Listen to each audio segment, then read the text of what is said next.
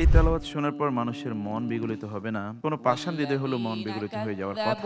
بآياتنا واستكبروا عنها أولئك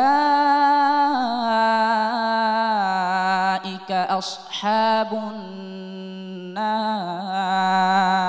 মনে করি যে এই তেলাওয়াত শোনার পরে মানুষ এই প্রোগ্রাম শোনার জন্য এত বেশি জমে বসবে যে তার 1 মিনিটও আর সে দূরে থাকবে না। ঢাকার মার্কাজুত তাহফিজ ইন্টারন্যাশনাল মাদ্রাসার ছাত্র হাফেজ সালমান আহমদ।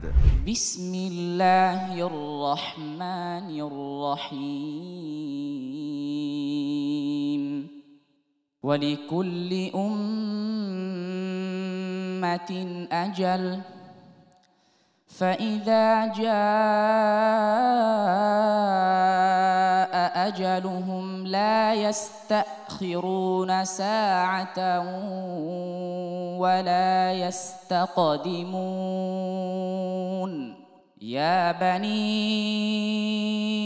آدم إما يأتينكم رسل منكم يقصون عليكم آياتي فمن اتقى وأصلح فلا خوف عليهم ولا هم يحزنون. والذين كذبوا بآياتنا واستكبروا عنها أولئك أصحاب النار هم فيها خالدون. فمن أظلم ممن افترى على الله كذبا أو كذب بآياته أولئك ينالهم نصيبهم من الكتاب حتى إذا جاءتهم رسلنا يتوفونهم قالوا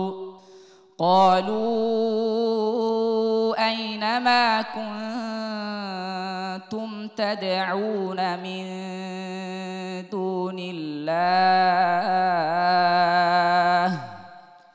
قالوا ضلوا عنا وشهدوا على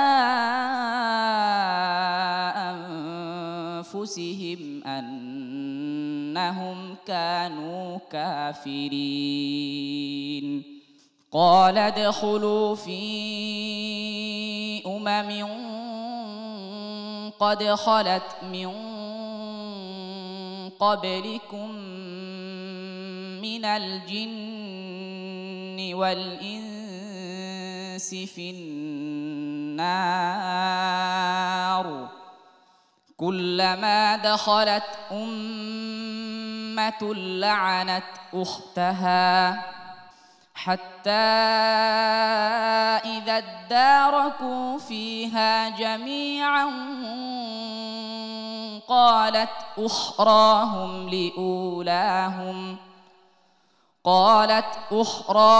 لأولاهم ربنا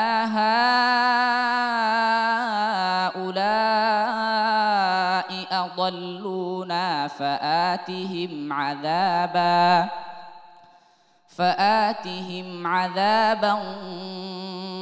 ضعفا من النار. قال لكل ضعف ولكن لا تعلمون. وقالت أولاهم لأخراهم فما كان لكم علينا من فضل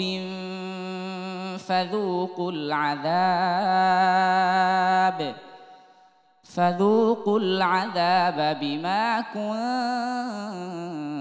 كنتم تكسبون.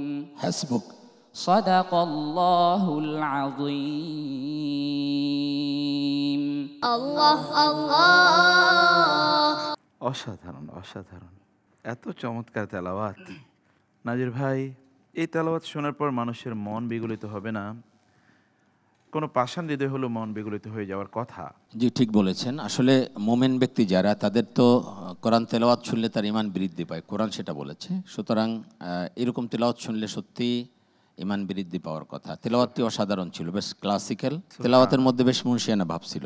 আপনি খেয়াল করেছেন যে প্রথম প্রতিযোগী হিসেবে তার মধ্যে কোনো চাপ নাই, আল্লাহ, খুব ধীর স্থিরভাবে সে তেলাওয়াত করেছে এবং খুব ভালো মানের তেলাওয়াত। আমরা যদি তাসবিহ, তালাফুজ, মাখরাজ, সিফাত দেখি, সব কিছু বেশ ভালো ছিল। আর একটা ওর বড় বৈশিষ্ট্য আমি দেখলাম, সেটা হলো ওর শ্বাস বেশ লম্বা।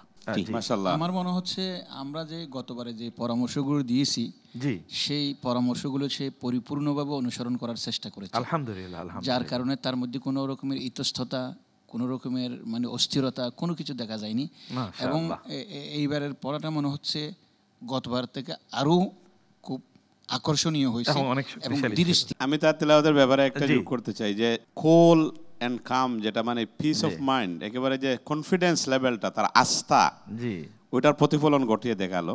আল্লাহ আগে যাক, কিন্তু ওই যে ওই যে খটা একটু মোটা হয়ে গেছে বেশি, এগুলা খেয়াল করলে আরো ভালো হবে ইনশাআল্লাহ। নূরুন আলা নূর। আমাদের শেখ তো বলে রাখাওয়া করে পড়তে হবে, তাই না? মোটা না, জি, আসলে সে যেভাবে আস্তে আস্তে শুরু করেছিল, মনে হয় বিদেশি কোনো কম্পিটিশনে পড়া শুনছিলাম। সুবহানাল্লাহ। সবচেয়ে বড় কথা হলো তার ওয়াকফে ইবতিদাগুলি এত সুন্দর ছিল, যেগুলি আমাদেরকে মুগ্ধ করেছে। গত পর্বের চেয়ে এ পর্ব সে আরো ভালো পড়েছে। Exactly, exactly. আমার মনে হয় আমাদের কারি আতাউল মামুন কিছু বলতে চাচ্ছিলেন। তাজবিদের পরিমাপটা ছিল একেবারে পরিপূর্ণ, ভরপুর, একেবারে মাপা। আলহামদুলিল্লাহ, এগিয়ে যাও তুমি। আল্লাহ কবুল করুন। হায়দার আলী আকন্দ। আমি তো মনে করি যে এই তেলাওয়াত শোনার পরে মানুষ এই প্রোগ্রাম শোনার জন্য এত বেশি জমে বসবে যে তার 1 মিনিটও আর সে দূরে থাকবে না। আল্লাহ কবুল করে আমি নিন। সফলতা কামনা করছি। আল্লাহ কবুল করেন, আল্লাহুম্মা আমিন। খুবই ভালো ছিল ভাইয়া, তোমার জন্য অনেক দোয়া, অনেক। আরেকবার তোমাকে একটু মুআনাকা করি তোমার সাথে। আল্লাহ তোমাকে তৌফিক দান করুন। ওয়াসসালামু আলাইকুম ওয়া রাহমাতুল্লাহি ওয়া বারাকাতুহু। ওয়া আলাইকুম আসসালাম ওয়া রাহমাতুল্লাহি ওয়া বারাকাতুহু।